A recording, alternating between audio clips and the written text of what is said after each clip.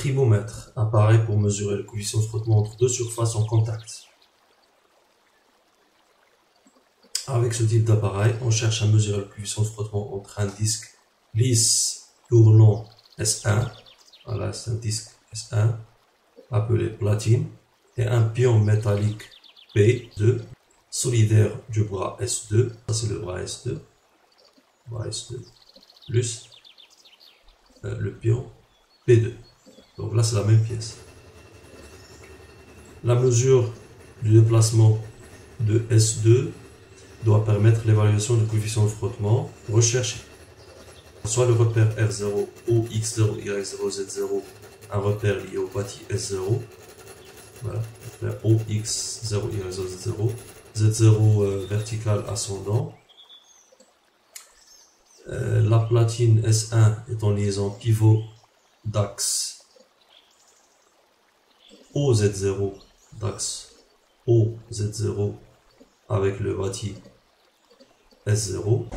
Le repère R1 OX1, Y1, Z0, car Z0 est égal à Z1, est un repère lié à S1. Donc Z1 est égal à Z0 ici. Puisque c'est une liaison pivot suivant OZ0 ou bien OZ1. On note alpha un angle entre X0 X1 et aussi entre Y0 Y1 puisque Z0 est égal à Z1.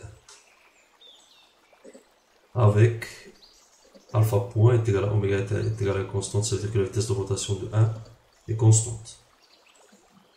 Le bras S2 de masse M2, de centre d'inertie G2, le bras S2, son centre d'inertie c'est G2, sa masse c'est M2, est en liaison pivot glissant d'axe O'Y0, d'axe O'Y0 avec le bâti S0, tel que O' est égal à D porté par X0. Égal à D porté par X0. Donc la distance O' est égale à petit d, constant, porté par X0.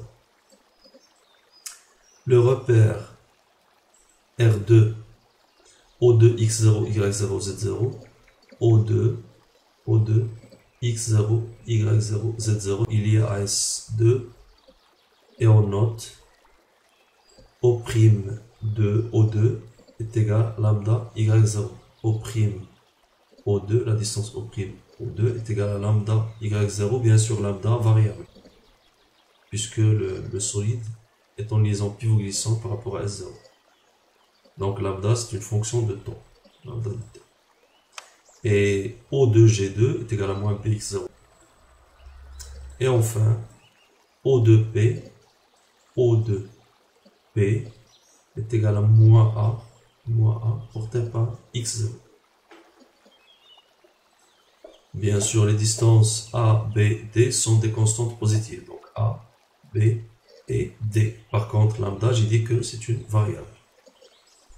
La liaison entre S1 et S2, entre S1, la platine et S2, point P, est un contact ponctuel en P où l'on admet les lois de Coulomb relatives au frottement sec. Le coefficient de frottement est noté F.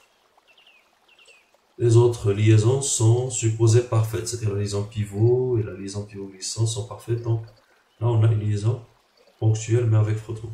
Contact ponctuel avec frottement. Un ressort de rappel est monté entre le bâti S0 et le bras S2. Donc entre S0 et S2, il y a un ressort de rappel. Et ce ressort exerce sur S2 une action modélisée par le torseur suivant. Donc taux de R du ressort sur S2 au point O2, point de réduction O2, c'est moins K lambda Y0 résultante, et bien sûr moment nul en O2. Donc c'est un glisseur dont la résultante est égale à moins K lambda Y0. K bien sûr c'est la raideur du ressort, et lambda bien sûr c'est la distance O'(O2). On a dit que lambda est variable. Après la mise en rotation de la platine à la vitesse constante oméga, le pion P2 est posé sur celle-ci. Donc, on met en rotation la platine S1. Ensuite, on met le pion P2 en contact avec la platine S1 au point P. Donc, il y aurait un frottement.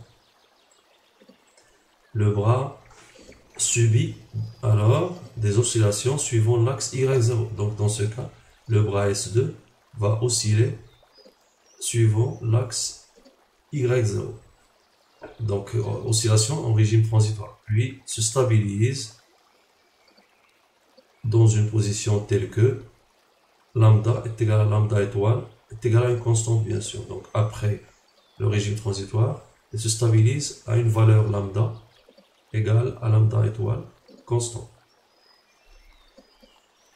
Alors, la question, première question, calcule la vitesse de glissement Vp de 2 par rapport à 1 en fonction de lambda. On notera V le module de cette vitesse. La vitesse Vp appartenant à 2 par rapport à 1. Deuxième question, faire le bilan des actions mécaniques externes s'exerçant sur S2. Exprimer tous les torseurs au point O2.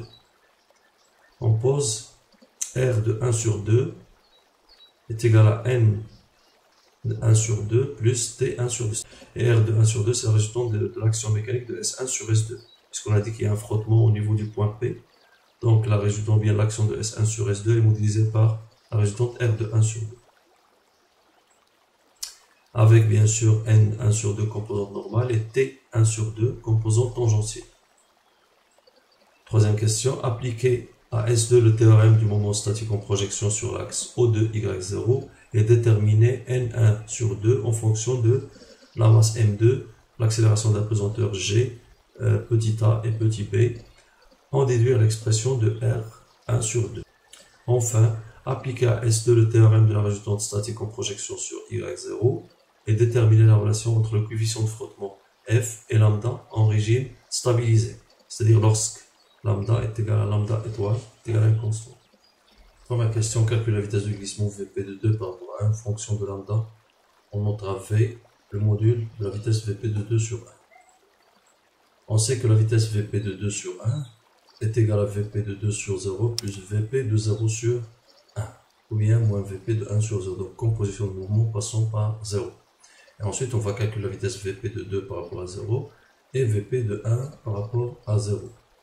Donc, alors pour Vp de 2 par rapport à 0, bien sûr, c'est la dérivée de OP sur dt par rapport à R0, puisque O est fixe par rapport à R0, avec OP égale O' plus O' O2 plus O2P. Alors, sur la première page, je l'ai lancé. O' c'est dx0, O'(O2) lambda y0, et O de P, c'est moins A x0. Donc on remplace les trois vecteurs. Donc c'est la dérivée sur dt de dx0 plus lambda y0 moins A x0. Or, d et A sont des constantes, x0 bien sûr fixe dans R0, donc la dérivée de ces deux termes est nulle. Donc on dérive le lambda par rapport au temps, et bien sûr y0 fixe, donc ça va être lambda point porté par y0. Donc ça c'est le vecteur vitesse Vp de 2 sur 0. De même, pour le deuxième vecteur vitesse, c'est-à-dire Vp de 1 sur 0, le vecteur on peut le calculer en passant par O, puisque O est le centre de la liaison pivot 1, 0. Donc c'est le centre instantané de rotation de 1 par rapport à 0, donc VO appartenant à 1 par rapport à 0 est égal à 0, plus PO vectoriel oméga de 1 par rapport à 0, ou bien plus oméga de 1 par rapport à 0 vectoriel OP. Oméga de 1 par rapport à 0, on a dit que c'est alpha point Z0, ou bien oméga, puisque c'est une constante. On a entre x0 et x1 alpha, donc d de alpha sur dt c'est alpha point, porté par l'axe de rotation bien sûr, l'axe commun entre les deux repères, c'est-à-dire l'axe Z0. Donc oméga de 1 par rapport à 0 c'est alpha point Z0 ou bien oméga Z0. Et bien sûr on a dit que VO est égal à 0 puisque O est un point commun entre S0 et S1. Oméga Z0 vectoriel OP. Alors OP, on va la remplacer par la même expression que dans le premier cas. Donc c'est dx0 plus lambda y0 moins A x0. Ensuite, on constate bien sûr ici qu'on a un axe commun, x0, donc c'est d moins A porté par x0. Alors z0 vectoriel x0 c'est y0, donc ça va être oméga d moins A y0, oméga d moins A y0. Et ensuite, Z0 vectoriel Y0, c'est moins X0, donc moins oméga lambda X0. Et enfin, Vp de 2 sur 1 est égal à Vp de 2 sur 0 moins Vp de 1 sur 0, c'est-à-dire première expression moins la deuxième expression. Donc, ce qui donne lambda point moins oméga d moins a, le tout porté par y à 0, moins oméga lambda x0, donc c'est plus oméga lambda x0. Deuxième question, faire le bilan des actions mécaniques extérieures s'exerçant sur S2, exprimer tous les torseurs au point O2. Donc en principe, il faut isoler S2 et déterminer le torseur de S2 var sur S2. S2 est soumise à l'action de S1, de ressort, de S0, puisqu'il y a une liaison entre S0 et S2, plus l'action de la pesanteur, donc 4 torseurs. Alors, action du bâti sur le bras 2, premier torseur de 0 sur 2, c'est un torseur d'une liaison pivot-glissant, donc de centre O2, suivant l'axe Y0. Alors, puisque c'est une liaison pivot-glissant suivant Y0, ça veut dire que la composante de la résultante suivant Y0 est nulle, et la composante du moment O2 suivant Y0 est aussi nulle. Donc les deux composantes projetées sur Y0 sont nulles, puisque c'est une liaison pivot-glissant suivant Y0. Donc, moment scalaire Y0 est égal à 0, résultant scalaire Y0 est égal à 0. Ensuite, la deuxième action, celle du ressort. C'est une action donnée, bien sûr. Donc, l'action, le torseur de ressort sur 2, c'est moins k lambda Y0, 0, toujours en O2. Troisième torseur, le torseur de 1 sur 2. Alors, le torseur de 1 sur 2, c'est un torseur au point P, c'est un glisseur. Pour exprimer ce torseur, ce troisième torseur au point E2, il faut changer le moment. Donc, on va dire que le moment au point O2 est égal au moment au point P, nul, plus O de P vectoriel, la résultante. Donc, résultat, le moment en O2, c'est O de P vectoriel, la résultante R1 sur 2. Et enfin, le quatrième torseur, celui de la pesanteur sur 2. Donc, Z0 est ascendant, donc ça sera moins M2G porté par Z0, moment 0 bien sûr au point G2. De la même façon, si on passe au point O2, transport au point O2, le moment au point O2 est égal au moment au point G nul, plus O de G vectoriel, la résultante, moins M2G Z0. Alors, les quatre torseurs sont exprimés au même point O2. Troisième question. Appliquer le théorème du moment statique en projection sur l'axe OY0 et déterminer N12 en fonction de M, G, A et B en déduisant l'expression de R1 sur 2. Donc, si on applique le théorème S en projection sur OY0, on somme les quatre moments. Donc, le premier en O2, projeté sur Y0 est nul. Le deuxième en O2, deuxième est nul. Le troisième, donc il faut multiplier cette expression fois Y0. Et enfin, le quatrième, il faut multiplier la deuxième expression fois Y0. On aura donc, le terme de moment statique en projection sur l'axe OY0 nous donne O2 G2 vectoriel moins M2G Z0, le tout scalaire Y0, plus, c'est-à-dire celui-là, plus O2P vectoriel R1 sur 2, le tout scalaire Y0 est égal à 0. Donc là, on a deux produits mixtes. Donc, on remplace O2 G2 et O2P par leur expression. Donc, on sait que O2 G2 est égal à moins BX0. On peut vérifier ça sur la première page. O2 G2 est égal à moins BX0. Et O2P est égal à moins AX0.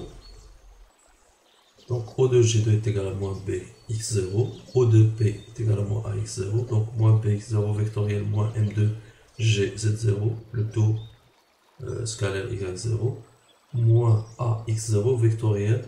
Et on remplace la résultante. On avait dit que la résultante est égale à N1 sur 2 plus T1 sur 2. Composante normale plus composante tangentielle. On sait que R de 1 sur 2 est égal à une action normale, N de 1 sur 2, et une action tangentielle, T de 1 sur 2. Donc, N de 1 sur 2 est perpendiculaire au plan tangent commun pi aux deux solides S1 et S2. Alors, dans notre cas, il est porté par Z. N ici est égal à Z. d'après la loi de Coulomb.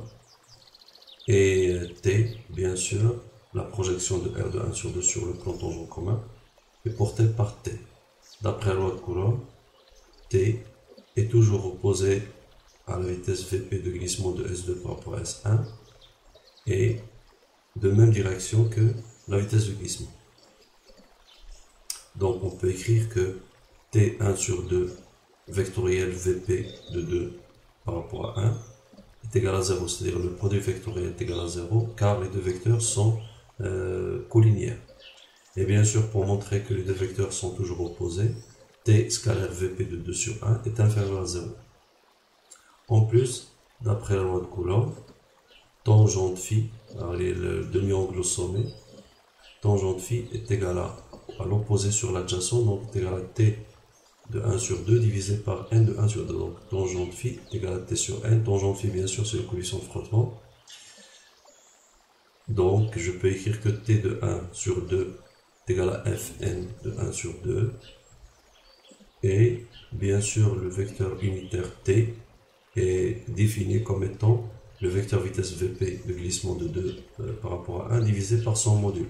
Mais bien sûr, de sens opposé à V. Donc est égal à moins Vp sur le module de Vc. Avec bien sûr composante normale perpendiculaire au plan tangent commun. Donc ici, le plan tangent commun, c'est en tangent commun entre les deux solides, S2 et S1, c'est le plan x0, y0. Donc la normale, la composante normale est portée par Z0. Et la composante tangentielle, bien sûr, appartient au plan x0, y0. Donc la composante normale collinéaire à Z, 0. La composante tangentielle appartient au plan x0, y0. Donc la composante normale suivante Z0. Et bien sûr, la composante tangentielle appartient au plan tangent commun, c'est-à-dire au plan x0, y0. Donc on aura n1 sur 2 porté par z0 plus le vecteur t1 sur 2, le tout scalaire y0. Le tout égal à 0. T appartient au plan x0, y0. Et ensuite, donc, moins b m2g, donc x0 vectoriel z0, c'est moins y0.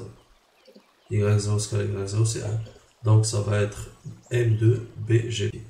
Donc moins c'est plus. Donc le moins ici, c'est le produit vectoriel x0 vectoriel z0. Donc c'est moins m2bg. Plus x0 scalaire z0, c'est moins y0. Avec le moins, c'est plus. Donc plus a n 1, 2 y0 scalaire y0. Plus x0 vectoriel t, le tout scalaire y. Donc ici, je peux faire une permutation circulaire. Donc je vais commencer par y0. Donc y0, c'est un produit mixte. Donc y0, ça va être y0 vectoriel x0, le tout scalaire t. Donc y0 vectoriel x0, c'est moins z0. Avec le moins, c'est plus z0. Donc z0 scalaire t. Or, je sais que t appartient au plan x0, y0. Donc, t scalaire z0 égale à 0. Ainsi, on aura moins b m2g plus a n de 1 sur 2 est égal à 0. Implique que n est égal à b sur a m2 fois g. On en déduit. On a déjà dit que R de 1 sur 2 est égal à N de 1 sur 2 plus T de 1 sur 2. Donc, N de 1 sur 2 porté par Z0, je vais la remplacer par son expression. Donc, B sur A, M de G porté par Z0. Et T, on va écrire T en fonction de N. On a dit que T est égal à NF. Donc, c'est l'expression de N multiplié fois le coefficient de frottement F. Donc c'est F fois l'expression de N, portée par un vecteur petit t unitaire qui est opposé à la vitesse. Donc ce vecteur unitaire petit t peut être exprimé sous forme de Vp divisé par le module de Vp, mais bien sûr opposé à t. Donc t est opposé à Vp, d'où le signe moins. Donc t remplacé par vp sur le module de vp avec un signe moins. Enfin, r de 1 sur 2 est égal à, je peux factoriser par b sur a, m de g, facteur de z0 moins f, et je remplace le module de vp par v. Dans l'énoncé, ils ont dit que le module de vp peut être remplacé par v. Fois le coefficient f, et je remplace vp par l'expression de la première question. Lambda point moins oméga d moins a fois y0 plus oméga lambda x0. Donc lambda point moins oméga d moins a y0 plus lambda oméga x0. Et enfin, la dernière question. Applique le théorème de la résultante statique en projection sur y0 et détermine la relation entre le coefficient de frottement f et lambda en régime stabilisé. Alors le théorème de la résultante statique en projection sur y0 nous donne alors les expressions de 4 torseurs. Donc TR2 en projection sur y0, pour la première c'est 0. Pour la deuxième c'est moins k lambda. Pour la troisième, donc je vais multiplier r fois, je vais projeter r sur y0. Et pour la dernière, moins m de g z0 scalaire y0, c'est 0. Donc j'obtiens l'expression suivante, moins k.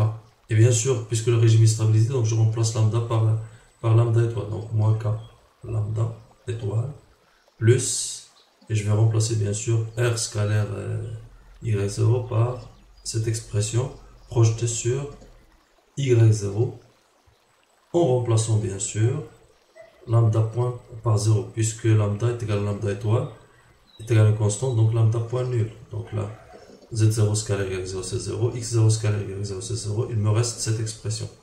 Donc c'est moins b sur a, m2, g, f sur v, oméga, d moins a.